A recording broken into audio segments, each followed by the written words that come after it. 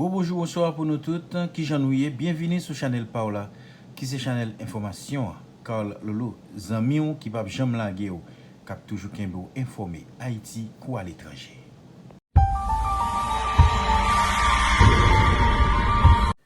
L'autre fois encore, on dit nous bienvenue sur Chanel Paola, Chanel Information, Carl Lolo, Zamion. Haïti, pays spécial. Qui tout vle, qui tout pas vle, la police pas arriver sous base 400 Maozo. Monsieur Sao joue en tactique, il est intelligent. Il joue sous besoin de population. Ou ta fou, on police est à main yon nan monsieur Sao. C'est pour malé ou.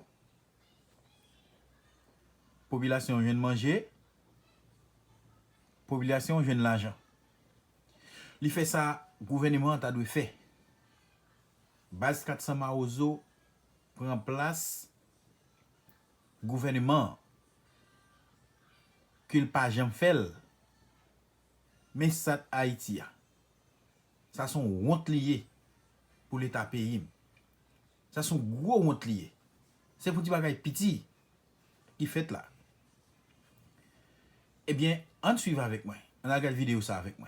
Côté base 400 Maozo, t'as la population manger et t'as l'argent. On regarde vidéo ça.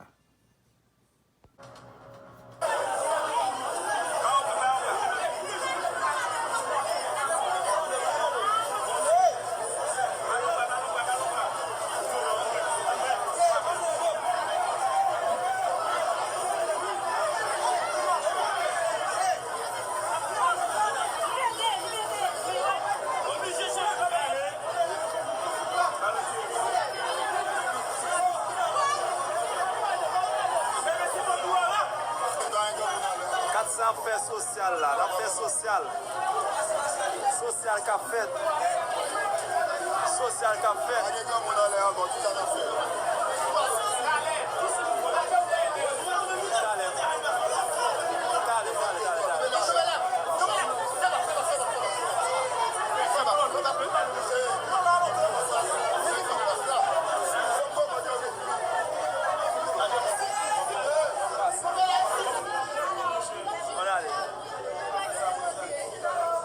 Social qu'a fait, n'a pas l'argent. A fait 8.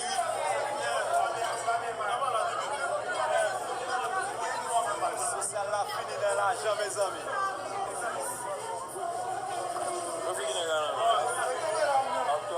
Ouais, regardez, ouais.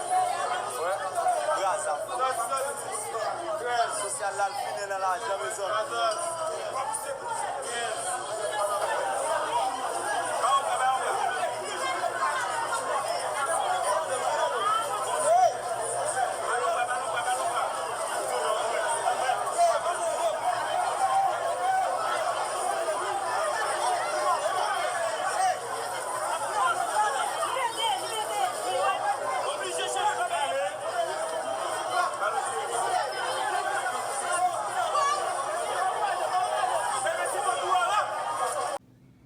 Gol pour peuple haïtien. Peuple haïtien qui a corrompu dans crasse. Et comme ça pays a, comme ça fonctionne. C'est comme ça autorité nous à l'aise. C'est dans voler, c'est dans kidnapping, c'est dans ça propre seulement. Et bien fanatiquement yo, m'va faire nous regarder un petit bout de vidéo sur arrestation Palacios dans le pays Panama avec African News. On regarde vidéo ça avec. Extradé par le Panama, le principal suspect dans l'assassinat du président haïtien Jovenel Moïse était mardi devant un tribunal américain. Antonio Palacios était un ancien soldat colombien de 43 ans. Il est désormais accusé d'avoir conspiré en vue de commettre un meurtre ou un enlèvement en dehors des États-Unis et d'avoir fourni un soutien matériel entraînant la mort. Devant ses juges, il n'a pas plaidé coupable. Prochaine audience le 31 janvier. Le suspect arrêté en octobre en Jamaïque devrait se rendre dans son pays, la Colombie, lundi.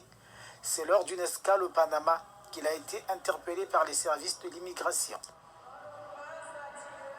Le gouvernement haïtien ne s'est pas encore prononcé sur sa volonté ou non d'inculper le suspect et donc de demander son extradition vers Port-au-Prince. Le président haïtien Jovenel Moïse avait été froidement abattu dans sa résidence le 7 juillet. Depuis l'assassinat président Jovenel Moïse là, c'est Ariel Henry qui occupe poste là comme premier ministre.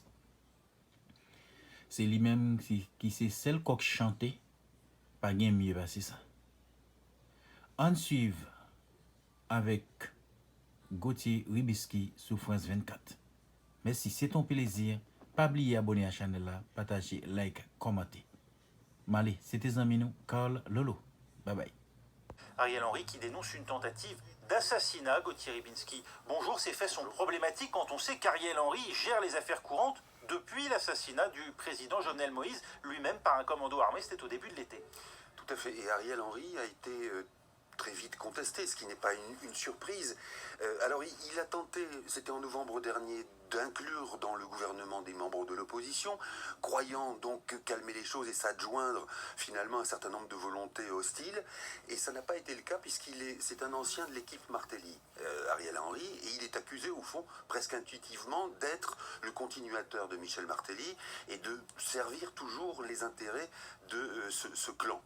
Donc le problème est dans le fait qu'il a affaire, au fond, à un certain nombre de gangs, lesquels gangs, par exemple, sont à l'origine d'une crise, d'une pénurie énergétique en Haïti, que ces gangs, toujours d'une manière finalement assez bizarre, continuent de rançonner la population, et donc par le biais de kidnapping, et que ce qui reste toujours suspect, c'est que finalement les sommes de rançon montent, alors qu'on sait que le pays est exsangue. Donc ça veut dire que si d'un côté ces gangs sont en mesure de réclamer des sommes pareilles, ça veut dire que du côté de la classe politique, il y a les fonds.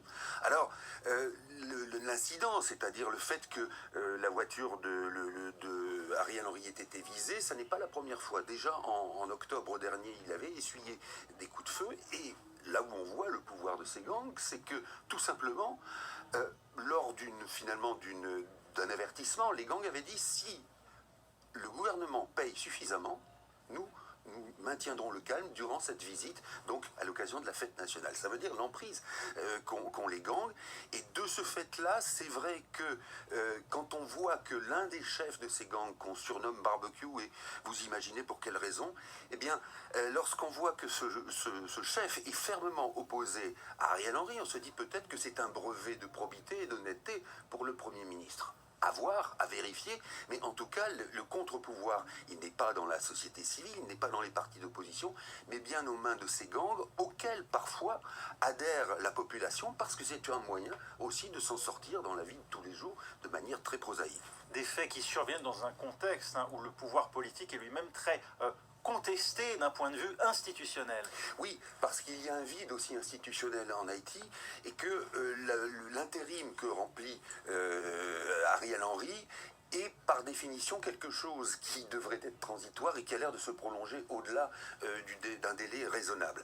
Donc la contestation, elle est naturelle. Simplement, on se demande aujourd'hui qui pourrait en Haïti assumer la charge suprême, soit de Premier ministre, soit de président, sans être tout de suite fermement contesté même au prix des armes par tel ou tel autre gang.